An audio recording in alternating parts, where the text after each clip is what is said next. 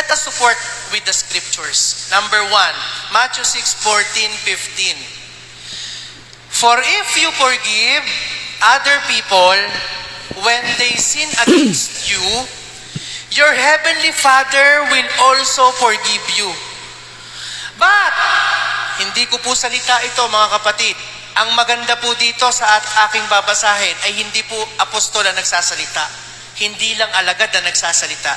Alam niyo ba kung sino po nagsasalita sa mga babasahin ko? Both Matthew and Mark.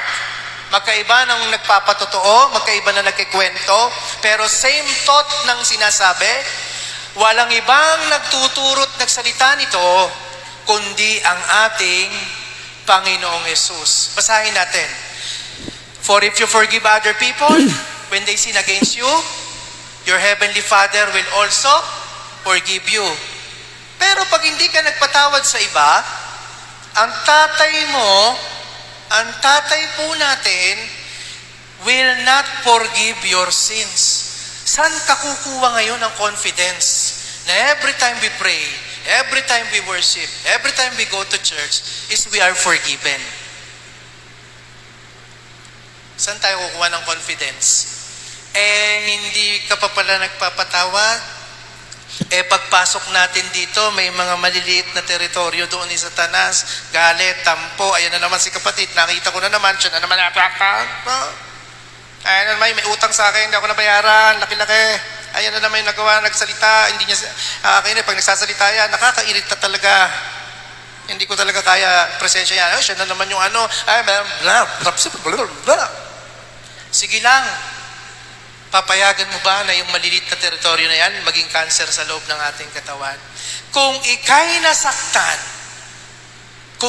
nasaktan, make a way na maipaabot mo na nasaktan ka. Gumamit tayo ng mga matitinong mediator. Kung ikaw ay nalaman mong nakasakit, ikaw na, tayo na po ang magkusang gumawa ng paraan para ma-reconcile o maging maayos. Amen? Bakit daw? Sige tayo. Sabi ng Bible, sabi ni Jesus, kung hindi ka marunong magpatawad, hindi ka rin patatawarin ng aking amang nasa langit. Sabi ni Mark, tingnan naman natin ang kwento ni Mark. Mark chapter 11:25. Same scenario, different story, different way ng story, ng paglalahad, pero tingnan nyo sabi ni Mark, when you stand praying, ang kwento sa aklat ni Mark, na sinabi ni Jesus daw. Tingnan natin, no? When you stand praying, kapag kayo ay nakatayong nananalangin, if you hold anything to someone else or against anyone, kung meron kayong dala-dala against anyone, ito na nga yun, tampo, galit, irita, inggit, selos, wala tayo po nakakaalam niya sa ating sarili. Iritado ka ba? Nainggit ka ba? Naiinis ka ba? Naalala mo ba ginawa niya? Tingnan niyo po sabi, when you stand praying, and if you hold anything, sinabi ng lahat. Walang, hindi kuya, maliit lang na bagay yun. Okay lang. Move forward na ako. Galit ka pa nga Nagtatampo ka pa nga Dapat maubos. Sabi, if you hold anything against everyone, ano sabi? Forgive them, so that your Father in heaven may forgive your sins. Parehas ng implications, yung sinasabi, pinapatotoo ni Matthew na sinabi ni Jesus at kinekwento ni Mark na sinabi ni Jesus. Parehas po ba? Sige, huwag tayong magpatawad. Di magiging irrelevant or useless ang ginagawa nating pasamba-samba, pa-worship, tapos pag ito na, and when you stand praying, kapag ikay nakatayot na nanalangin, at when you hold against anyone, kung meron ka, dala-dala, tangan-tangan, against anyone, forgive them. Ang sabi ni Jesus, patawarin mo sila. Pag hindi natin sila pinatawad, hindi patatawarin ng ating Ama. Alam niyo po sa Bible, pag ang Diyos, si Jesus at ang Holy Spirit ang nagsasalita, no questions wala nang dapat pang palalimin pa, hindi na dapat i-contextualize o aralin pa ng mga history and everything, kasi sila na yung nagsasalita. Pag suggestion ng alagad, pwede pa nating i-back check kung anong konteksto, anong panahon, bakit nasabi, anong kultura. Pag alagad na nagkikwento, nagsasalita. Sa tagpong ito, si Jesus po ang nagsasabi. Magpatawad tayo. Kasi pag di tayo nagpatawad, hindi tayo patatawarin ng ating Tatay sa Langit. Colossians 3:13, sa panahon naman ni Pablo ng pag-church planting niya, ano sabi? Bear with each other. Magpasanan kayo sa isa't isa. Tingnan niyo po kadikit. Pagkatapos ng magpasanan, magpanatilihan sa isa't isa. Bear with each other. Ano nakalagay? And forgive one another if any of you, this time specific, has a grievance against someone. Kung meron kang paninibugho. Yun nga, sabi ko kanina, nalulungkot ka dahil sa kanya, naiinis ka, naiirita ka, nagsiselos ka, naiinggit ka. Hindi ko maintindihan kung bakit, hindi natin alam bakit ka ba ganon. Sabi po ng salita ng Panginoon sa pamamagitan, this time naman si Pablo naman na nagtuturo nito, magpasanan kayo sa isa't isa, manatili kayo sa isa't isa, bear one with another, and kung meron ng bawat isa na grievance sa isa't isa, anong sabi? If any of you has a grievance against someone, ito na naman, pangatlong beses, forgive as the Lord forgave you. Tingnan niyo po yung word.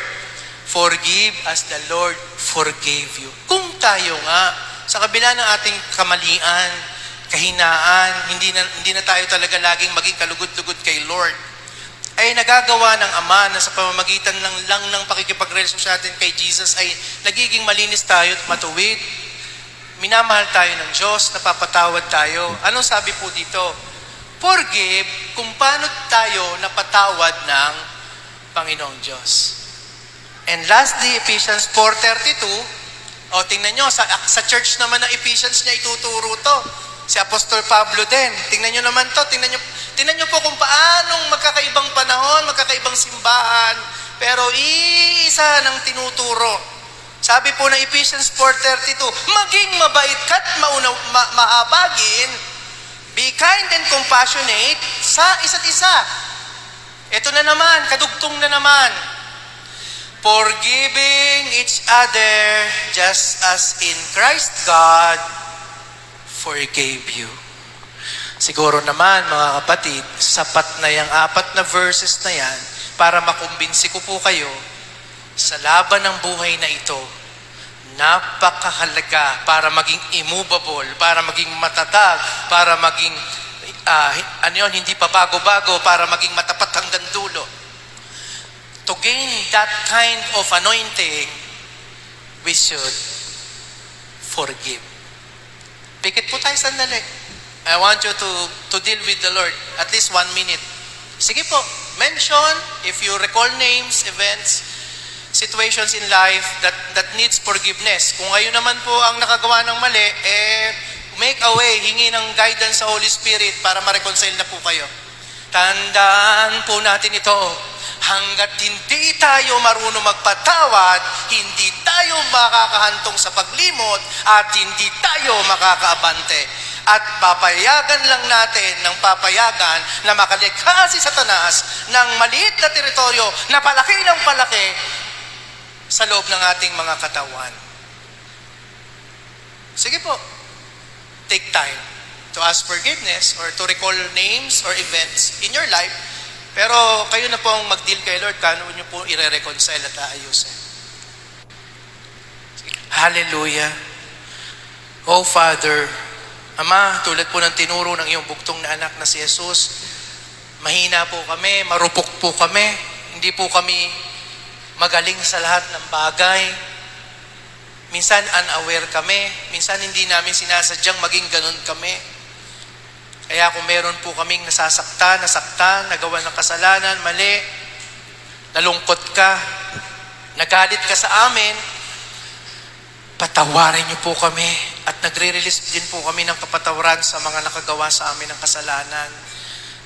Father God, in the name of your Son, tulungan niyo kami na makahingi ng sorry or maayos namin ang aming mga sitwasyon sa buhay kung meron man kami na nagawa ng mali at kasalanan.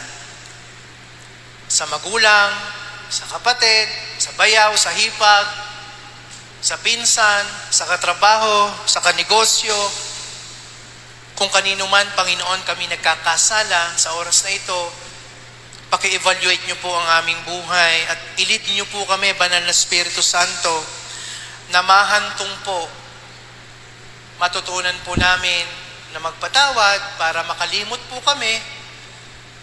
At pag nakalimot na po kami, sabay-sabay po kaming makaabante sa pinagagawa ninyo. We ask this, Lord, we ask this, Father God, in the power and in the name of your Son, Jesus. Amen. Amen. Niniwala po ko, kayo po ay nag-release na ng forgiveness at kayo rin ay magsosorry sa dapat po ninyong hinga ng sorry. Papa, make a way to reconcile. Wasakin natin ang teritoryong yan ni Satanas sa loob ng ating katawan. Amen? Letter A, acknowledge